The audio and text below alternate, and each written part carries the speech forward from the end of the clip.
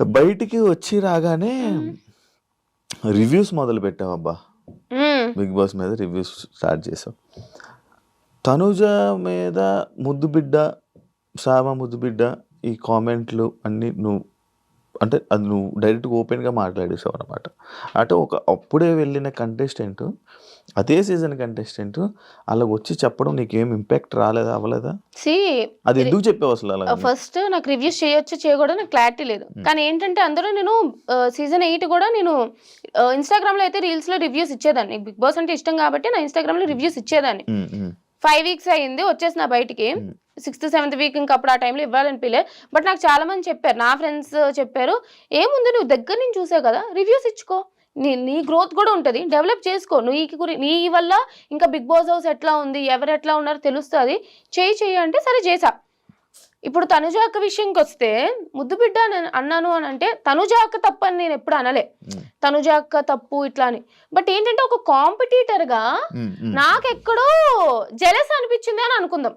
పోనీ జెలస్ అని అంటారు చాలా మంది, నిజంగానే ఇప్పుడు సంథింగ్ ఏదో ఒకటి నేనున్నాను ఇక్కడ, నా కాంపిటీషనే పక్కన ఉంది, సో కొంచెం తనకి ఏదో ఒకటి అవకాశాలు వస్తున్నాయి, తన టాలెంట్ ప్రూవ్ చేసుకోవడానికంటే అరే నాకు రావట్లేదే అని అనిపిస్తుంది కదా. సో ఆ విషయంలో అరే నాకు రావట్లేదు తనకు వచ్చింది అని ఉద్దేశంతో చెప్పా, అంతే తప్ప ఆమె తప్పు లేదు తనకు ఛాన్సెస్ రావడం, అలా అని చెప్పి నాది కూడా తప్పు కాదు. బట్ రివ్యూస్ లో నాకు ఇట్లా అనిపించింది అని చెప్పాను అంతే. అంటే ఇప్పుడు అండ్ ఇంకోటి ఈ మీ సీజన్ లో ఈ Kalyan Tanuja genuine love friendship, friendship, pure friendship guys. వాళ్ళిద్దరు చాలా బాగున్నారు, మంచిగా ఉన్నారు, మీరు కొట్టుకోకండి.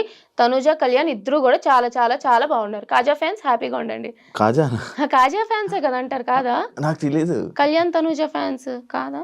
కళ్యాణ్ తనుజ కాజానా అనుకుంటా, నాకు తెలియదు, నేను అదే అనుకుంటా. నువ్వు క్రియేట్ చేసావు? కాదు ఫ్యాన్స్ పేరే ఫ్యాన్ పేజ్ అని విన్నాను నేను, తెలియదు. Okay okay okay, I guess so. ఎలా ఉంది నీకు ఈ ఫ్యాన్ వార్స్ ఇవన్నీ బయట? చూసాను కదా నేను, బిగ్ బాస్ 8, బిగ్ బాస్ 7 మీ మీద జరుగుతున్నప్పుడు చేసుకొని నేను వదిలేస్తాను. నేను కమెంట్స్ గురించి ఎక్కువ పట్టించుకోను అబ్బా.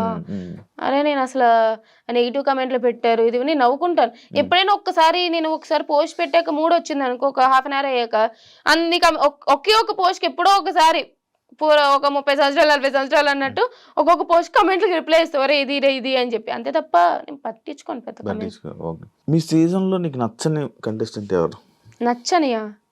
ఎవరు నచ్చకుండా లేరు, అందరూ ఇష్టమే. నచ్చకుండా ఎవరు ఉండరు. అదేంటి ఏమంటారు, వాళ్ళకి ఏమైనా శత్రుత్వం ఉండడానికి మీ ఇద్దరు ఏమైనా ఎప్పటి నుంచో కొట్టుకుంటున్నామా? హౌస్ లో నీకు నచ్చని కంటెస్టెంట్? హౌస్ లో నచ్చని కంటెస్టెంట్ ఎవరు లేరు. హౌస్ లో ఉన్నప్పుడు నాకు నిజంగానే 5th week లో బర్నీ అన్న నచ్చలే. ఆ బెడ్ టాస్క్ అది అయింది కదా, అప్పుడు ఎక్కడో నాకు టార్గెట్ చేసినట్టు అనిపించింది అనమాట. అండ్ అట్లా అవుతూ బిగ్ బాస్ బజ్ లో అంటే నాకు ఇమ్యూనిటీ వచ్చే ఛాన్స్ ఉంది, బట్ ఆయన తోయడం వల్ల somewhere I lose that immunity and అట్లా డేంజర్ జోన్ లోకి వెళ్ళడం. అండ్ బిగ్ బాస్ బజ్ లో కూడా నాకు వీడియో క్లిప్ చూపించారనమాట. నాకు హెల్త్ బాగాలేదు, నేను పడిపోయినా. సో నాకు హెల్త్ బాగాలే, నాకు బ్యాక్ పెయిన్ అది సివియర్గా ఉండే, అందుకని చెప్పి నేను ఇట్లా వాళ్ళతో కూర్చునేదాన్ని. అది నాకు తెలిసి నేను మెడికల్ రూమ్కి వెళ్తూ వచ్చేదాన్ని, చూస్తున్నారు వాళ్ళందరూ. బట్ ఆ అంత యాటిట్యూడ్తో కూర్చుంది చూసావా అని అన్నప్పుడు అతనికి ఇంత బ్యాడ్ ఒపీనియన్ ఉందా అని చెప్పి నాకు అప్పుడు నచ్చలేదు. కానీ బట్ తర్వాత ఆయన నిజంగానే జెన్యూన్గా అపాలజైజ్ చేశారు. అసలు అంత పెద్ద అతను ఒక ఛాన్స్ వచ్చినప్పుడు 13th week 14th week లో నాకు చెప్పారు ఈ వీక్ రిగ్రెట్ అవుతున్నాను. సో ఆ వీక్ లో నచ్చలేదు, కానీ తర్వాత అందరితో కూడా బాగానే ఉన్నారు. బిగ్ బాస్ లో నీకు నచ్చింది ఏంటి, నచ్చలేదు ఏంటి? బిగ్ బాస్ ఓవరాల్ జర్నీలో నచ్చిందా? బాగుంటది ఎక్స్పీరియన్స్. ఇట్స్ లైక్ అసలు బయట ప్రపంచం వేరు, లోపల వేరు. అసలు కొన్నిసార్లు మనం ఫేసెస్ కూడా మర్చిపోతాం, బయట ఉన్న వాళ్ళ నేమ్స్ మర్చిపోతాం. It's completely different. నాకు నిజంగా చాలా ఎంజాయ్ చేశా. నచ్చలేదు ఏంటంటే బోర్ కొడుతుంది కొన్నిసార్లు. ఇప్పుడు టాస్క్లు చేసేటప్పుడు ఆ బ్లైండ్స్ కి వచ్చేసి పడుకోకూడదు, బయట వాళ్ళ గురించి మాట్లాడకూడదు, పోనీ ఇంట్రెస్టింగ్ ఏదైనా కొంచెం మాట్లాడదామంటే అన్ని కూడా మాట్లాడకూడదు, పోనీ ఏమైనా కొంచెం స్పైసీగా మాట్లాడదామంటే కెమెరాలు ఉంటాయి, ఏం మాట్లాడతాం. హౌస్ లో వాళ్ళ గురించి మాట్లాడితే మళ్ళీ అది ఒక పెద్ద కాంట్రవర్సీ టాపిక్ అవుతుంది. సో బోర్ కొట్టేది, నిద్రపోకూడదు. చాలా ఒక 2-3 గంటలు లోపలే కూర్చునే వాళ్ళం కదా, అది నచ్చేది కాదు. ఏం నేర్చుకున్నావు హౌస్ వల్ల, బిగ్ బాస్ వల్ల, ఈ జర్నీ వల్ల, ఈ అగ్ని పరీక్ష నుంచి నీ టోటల్ ఈ ఇండస్ట్రీ జర్నీలో ఏం నేర్చుకున్నావు, ఏం తెలుసుకుంటున్నావు? ఏం తెలుసుకోవడం అంటే ఆడియన్స్ ఒపీనియన్ ఎప్పుడు వేరేగా ఉంటది మన మీద. అది నేను ఎప్పుడు తెలుసుకున్నా. బిగ్ బాస్ హౌస్ ఏంటంటే మనం ఆడియన్స్ ని మెప్పించాలి, ఉమ్, అప్పుడే మనం విన్నర్ అవ్వగలం. ఉమ్, బట్ నేనేంటంటే నాకు నచ్చినట్టే నేనున్నా ఎంతకైనా సరే, ఉమ్, అది నాకు ఇప్పటికీ ఓకే. బట్ స్టిల్ సమ్వేర్ ఏంటంటే కొన్ని సార్లు మనం బ్యాక్ స్టెప్ వేయడం కూడా మంచిదే, అన్నిట్లో వెళ్ళిపోవాల్సిన లేదు.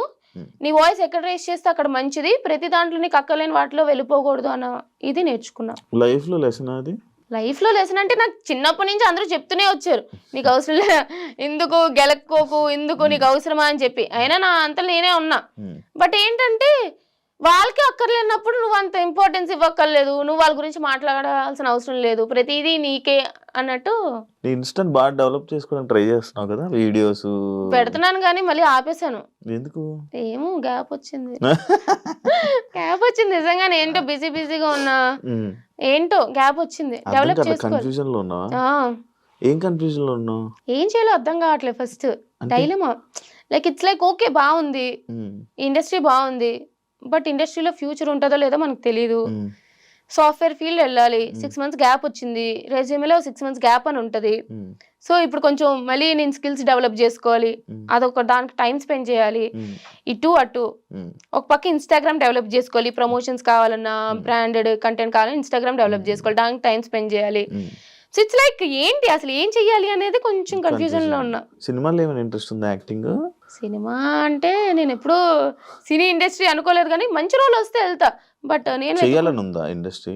ఓకే అంటే ఫస్ట్ నాకు ఇది కూడా ఇష్టం లేదు, బట్ ఇప్పుడు నచ్చుతుంది కదా.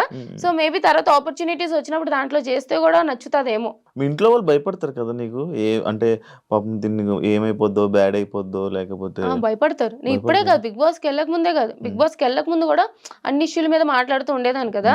మా డాడీ ఏమనరు, పిచ్చ చిల్లు మా డాడీ, నా ఇష్టం, నీకు నచ్చిన నువ్వు ఉండు అని అంటారు, ఎవరేమన్నా పట్టించుకో.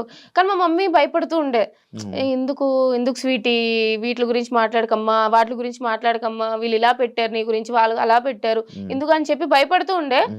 బట్ తెలిసిందే కదా. ఒకసారి నీ పేర్లు చెప్పు, నీవు ఎన్ని పేర్లు అని? చిట్టి, సత్య, కనక, సంతోషి, మణి, అర్జున్, శ్రీజ, స్వీటీ ముద్దు పేరు. Copy paste. మంచిదే. అన్ని పేర్లు పెట్టినవే అంటే లైక్ ఒక్కొక్క దేవుడికి మొక్కి ఒక్కొక్క పేరు పెట్టారు అనమాట. నాకు చిట్టి అంటే మా నాన్నమ్మ, అదే మా డాడీ వాళ్ళ నాన్నమ్మ పేరు, సత్య అంటే మా నాన్నమ్మ పేరు, కనక మహాలక్ష్మి, అర్జున పాల్గొన అని అనుకుంటారని అర్జున, అట్లాగా అన్ని పెట్టారు. ఇవన్నీ వదిలేసి ఇవన్నీ తర్వాత వచ్చాయి. ఫస్ట్ నాకు ఇంట్లో వాళ్ళు పిలిచేది స్వీటీ అని. 5 months వరకు నాకు పేరు పెట్టలేదంట. సో అందుకని చెప్పి అప్పుడు కొంచెం చైనా పిల్లలో ఉండేదని చెప్పి స్వీటీ అని పెట్టారు. అందుకు అందరూ ఇంట్లో వాళ్ళందరూ స్వీటీ అంటారు, తర్వాత పేరు పెట్టారు శ్రీజ అని. ఇన్స్టాగ్రామ్ లో కొన్ని నీ వీడియోస్ చూస్తుంటాను, లైక్ అప్పుడులో చూసేవాడిని, నేను స్టార్టింగ్ లో చెప్పాను కదా. ఎందుకు ప్రతి దాన్ని కెలుక్కుంటావు, అంటే ఆ రీల్స్ చెప్తూ ఉంటావు, అంటే ఇష్యూస్ మీద వీడియోస్ చేస్తూ ఉంటావు. ఇప్పుడు కొన్ని ఉంటాయి. అయితే నేను చాలా ఇష్యూస్ ఏంటంటే నేను గెలుక్కోను. నాకు ఏంటంటే ఇప్పుడు చిన్నపిల్లల్ని సెక్షువల్ అబ్యూస్ చేశారు, లేదా ఇక్కడ ఒక స్కూల్లో వాళ్ళ ప్రిన్సిపల్ అబ్యూస్ చేశారనో, లేదా సమ్ అదర్ థింగ్, ఎవరైనా మాట్లాడాలి కదా. ఇప్పుడు అబ్బాయిలు మాట్లాడేదానికి అమ్మాయిలు మాట్లాడేదానికి చాలా డిఫరెన్స్ ఉంటుంది. అమ్మాయిలు మాట్లాడితే సరే తిట్టుకుంటారో చేస్తారో, మీ డ్రెస్సింగ్ వల్ల ఇలా జరుగుతుంది అని చెప్తూ ఉంటారు చాలా మంది. బట్ చిన్న పిల్లలు ఏం చేశారు, వాళ్ళ డ్రెస్సింగ్ ఇది కాదు, ఎవరో ఒకరు మాట్లాడాలి. చాలా మంది అమ్మాయిలు ఏంటంటే ఎక్కడో ట్రోల్ అయిపోతాం, ఇట్లా కమెంట్స్ పెడతారు, విసిగిస్తారు, లేదా ఏదో నెగిటివ్ చేస్తారని ఆగిపోతారు. నాకు కమెంట్స్ మీద ఫరక్ పడలే. బట్ ఏంటంటే మాట్లాడాలి, ఎవరొకరు సపోర్ట్గా నిలవాలి అనే ఉద్దేశంతోనే వాళ్ళు అనుకొని నాకు ఒక ఇష్యూ చూశాను, నాకు నచ్చలేదు, నేను మాట్లాడతా, అట్లా మాట్లాడేదాన్ని. Thank you so much. నిజంగానే ఎక్స్పెక్ట్ చేయలే. ఓడియమ్మా శివ ఇంటర్వ్యూకి వచ్చి అసలు ఏం లేకుండా, కాంట్రవర్సీ లేకుండా, ఏమీ లేకుండా, నిజం చెప్తున్నాను గైస్. కానీ జెన్యున్ గా నేను శివతో ట్రావెల్ చేసా బిగ్ బాస్ నుంచి బయటకు వచ్చాక. మంచోడు, మీకు స్క్రీన్ లో కనిపించేలాగా నిజంగా చాలా మంచోడు. Thank you so much. Wish you all the best. Thank you so much. నీ జర్నీ ఇంకా చాలా మంచిగా వెళ్ళాలి. అంటే చూస్తున్నాను, అంటే నీది అందులో చూసింది అది కాదు, కానీ బయట నేను ఏదనుకునేవాడిని నేను కలిసే కనిపించింది. అరే ఎందుకు శ్రీజ నువ్వు ఎంత మంచిగా ఉన్నావు కదా, హౌస్లో ఎందుకు ఇలా లేవు అని అనిపించి నాకు జెన్యున్ ఫీలింగ్ వచ్చింది. బట్ అది కూడా చూపించు జనాలకు, ఒక రోజు ఏదో ఒక రోజు చూపించి జనాలకు తెలిసేలా రోజు వస్తుంది అని కోరుకుంటున్నా. ఇన్సైడ్ ఓన్లీ ఇన్సైడ్ పీపుల్, నాకు ట్రావెల్ చేసే వాళ్ళకే తెలుస్తుంది నేను ఎట్లాంటి దాన్ని. బయట ఏంటంటే అరుస్తున్నా అన్నట్టు అనిపిస్తుంది.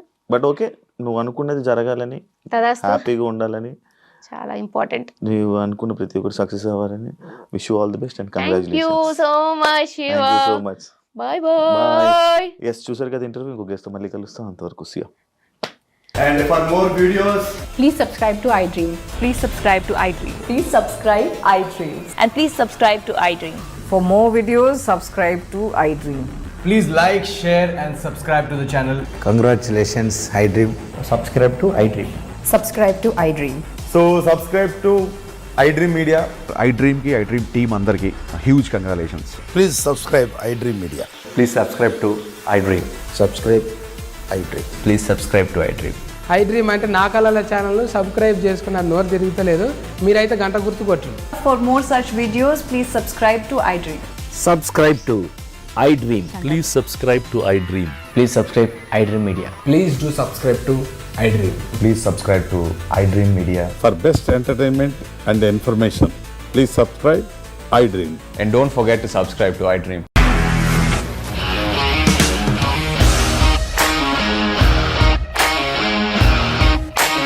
ఇండస్ట్రీలో కమిట్మెంట్ ఇష్యూస్ వస్తే నీకు కూడా వచ్చినట్టు. మార్నింగ్ తీసుకెళ్ళాడంటే కొట్టి పడేస్తాడు.